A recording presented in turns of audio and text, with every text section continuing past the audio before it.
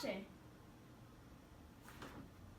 Tepache is very much like the popular drink kombucha in the sense that it is a probiotic-rich fermented drink. But of course with some slight differences. While kombucha is made from fermented tea, Tepache is made from the fermented peels of pineapple. Being from different sources, Tepache and kombucha are going to have slightly different flavors, as well as having different microorganisms living in them. And while kombucha does make more bacteria that produces lactic acid and acetic acid, Tepache is easier, faster, and in my opinion, just tastes better. And more importantly, no SCOBY is required, a symbiotic colony of bacteria and yeast. But why drink this stuff? Well, besides it tasting great, it also promotes healthy bacteria growing in your gut. With that being said, I'm here to show you a recipe to Tepache. For this recipe, I'm going to get the best medium-sized pineapple in the whole universe. If yours is a little small, it's okay, just throw some of the fruit in there.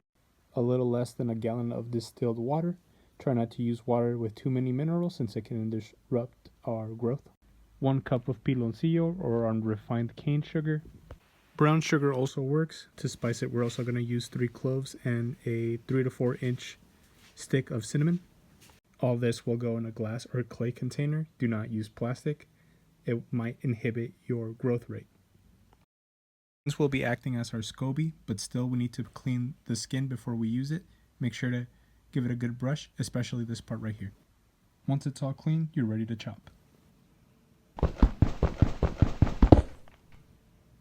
The combination of all these ingredients, it's going to make a lot of gas. You can find like one of those large pickle jars and put like a cheesecloth over it just so that bugs don't get in and gas can escape. Otherwise, you're going to have an improvised explosive device in your closet. Now we introduce all of our basic ingredients into our jar. Some people like to add other things. This is just the basic recipe like star anise, ginger, chili peppers, and I like mine with lime. But wait. This is a little too acidic. Remember, this is a giant petri dish and we're trying to grow bacteria, so we're not going to add this. So our Tepache needs time to ferment. 3 days is optimal. 2 days if you want it slightly sweeter, and 4 if you want it on the funkier side. Now we store this in a cool, dark, creepy place where no one will find it. 3 days later. Our Tepache is now ready for consumption. Make sure you give it a stir every 24 hours. Aerobic and anaerobic fermentation can be stopped by placing in the fridge, and shelf life is about 10 days. A second stage of fermentation can occur if we deprive our bottle from oxygen. This will happen anaerobically, and it will create CO2 in the bottle. This will give it that nice fizzy taste.